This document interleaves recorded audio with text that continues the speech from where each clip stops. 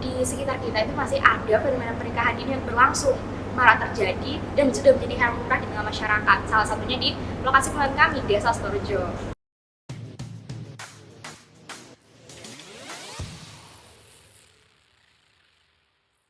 Halo, assalamualaikum warahmatullahi wabarakatuh. Bertemu lagi dengan saya Hamam Faizin di acara Madrasah Podcast. Lagi-lagi saya akan berbincang dengan siswi-siswi yang berhasil masuk ke Grand Final Madrasah yang Recent Super Camp tahun 2022. Nah, mereka sudah 3 hari ini melakukan expo dan juga presentasi di hadapan juri. Nah, mereka ini adalah siswi-siswi cantik-cantik dari Mandura, Malang, Jawa Timur. Ya, ini tetangganya Kanjuruhan ya. Oke, sebelumnya kita mengucapkan belasungkawa pada korban tragedi Kanjuruhan beberapa minggu yang lalu. Oke, di sini sudah ada Noya and then Raisa. Noya, can you tell us about your name and your class and your hobby, and after that Raisa. Halo semuanya, perkenalkan nama saya Wangi Nisita Naura Ramadhani. Tapi too long, right? Wangi? Iya, Wangi Nisita Naura Ramadhani. Tetapi dipanggil Noya karena dulu ini ceritanya unik nih Pak. Karena saya cadel gak bisa ngomong R nih dulu waktu masih kecil. Jadi kalau ditanyain nama kamu siapa, Noya, jawabnya kayak itu karena nggak bisa ngomong Naura. Oh, harusnya Naura. Iya. Panggil Noya. What class are you? Saya kelas 11 dari Mandura Kota Malang dan saya jurusan IPS. Oh, IPS. And then you, Raisa, your complete name? Ya, nama saya Raisa Sofia Zahra, bisa dipanggil Raisa. Saya kelas 11 IPS, saya kelas IPS 1, sedangkan teman saya IPS 2, kita sebelahan. Tapi nggak satu kelas ya? Enggak, Satu tidak. kelas. Kok kenal? IPS kan solid Pak. Oh, IPS 1, oke. IPS 2. Satu sekolah itu cuma jurusan IPS cuma ada 2 Dua kelas. kelas. Oh, ada dua kelas. Jadi kita dekat. Oke, sekarang kita ngomong soal your research. Okay, could you tell us about the background of your research? The first you can tell us about the title and then the background. Who will answer? Nora or Raisa? Our title is Life After Marriage, fenomena pernikahan ini terhadap ketahanan keluarga di Desa Storjo, Kabupaten Malang. And maybe a little bit of background. Noya kan? Menjadi. Iya. Untuk latar belakang terjadinya kami memilih topik ini ya, awalnya kita melihat kalau di Kabupaten Malang, khususnya di Kecamatan Dau, atau bisa disebut angka pernikahannya tinggi seperti itu, apalagi di desa Jadi suka menikah ya? Iya, suka Suka menikah menikah. ternyatanya ya. Di Tinggi itu berapa? Dalam setahun ada berapa? dalam setahun menurut dari KUA Ya, tahu kan? iya itu ada 15 pernikahan ini pada tahun 2021 kemarin Di Desa Oh, Storjo di saja. desa Storjonya saja. Ini jadi yang disoroti adalah pernikahan dininya. Pernikahan ini jadi Early marriage. iya, jadi karena angka pernikahannya cukup tinggi ya Pak, yang kita juga jadi penasaran gimana sih para remaja yang umurnya itu masih belasan tahun yang Di di bawah. bawah umur 19 tahun Pak. Regulasinya sekarang berapa tahun minimal? 19 tahun bagi 19 laki-laki tahun. dan perempuan juga Oke. sebenarnya.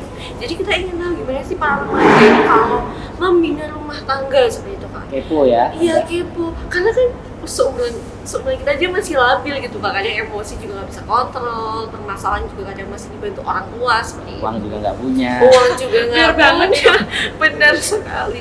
Jadi kita akhirnya memilih topik ini, yaitu fenomena pernikahan ini terhadap ketahanan keluarga. Jadi ketahanan keluarga ini kita meninjau dari 3 aspek yang akan dijelaskan oleh rekan saya. Apakah 3 aspek ketahanan keluarga itu? 3 aspek ketahanan yang kami tinjau di fenomena ini, yakni berdasarkan penelitian dari Sunarti tahun 2001, ada ketahanan fisik, ketahanan sosial, sama ketahanan psikologis. Jadi ada berapa pelaku pernikahan dini yang Anda wawancarai? Jadi kita Ya. Jadi kita mewawancarai 9 narasumber pasangan pernikahan dini Pak yang terdiri dari 3 laki-laki dan 6 perempuan. Sama, jumlahnya sama. Karena kita menemukan kesulitan Pak saat menemukan narasumber karena laki-lakinya sedang bekerja dan pulangnya selalu malam Pak. Jadi dan malam itu juga waktunya istirahat, jadi kurang bisa untuk memanage waktu memilih narasumber. Jadi Oke. Terus hasilnya? hasil yang kita temukan kan biasanya kan biasanya pernikahan ini menimbulkan dampak yang negatif ya Pak ya, sebagian besar lah ya. Tetapi jika di desa Sawarejo ini Pak, ternyata pasangan pernikahan ini yang rata-rata masih remaja dan masih usia belasan tahun mampu menjaga ketahanan keluarga Pak. Jadi fisiknya bagus. Fisiknya bagus, sudah bisa mencukupi tanpa adanya bantuan dari orang tua. Tetapi bantuan dari orang tua itu masih berupa kayak tempat tinggal, kayak lahan pertanian untuk bekerja seperti itu Pak.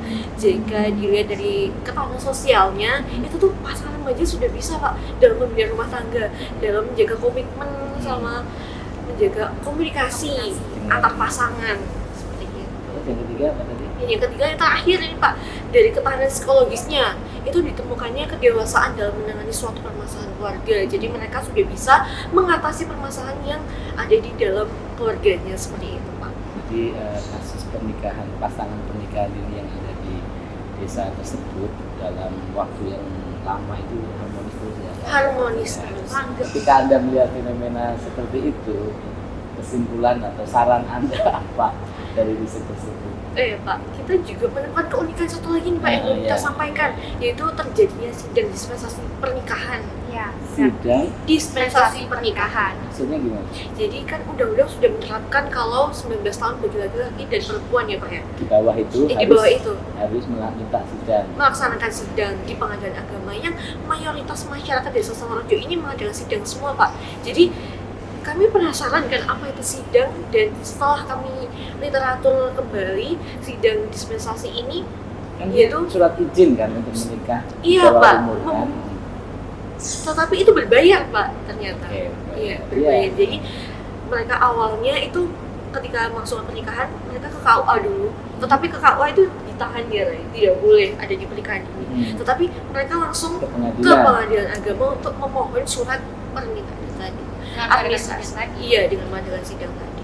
Dan berdasarkan hasil wawancara dari pasangan pernikahan ini ya Pak ya, biayanya itu sekitar 2-5 juta Iya.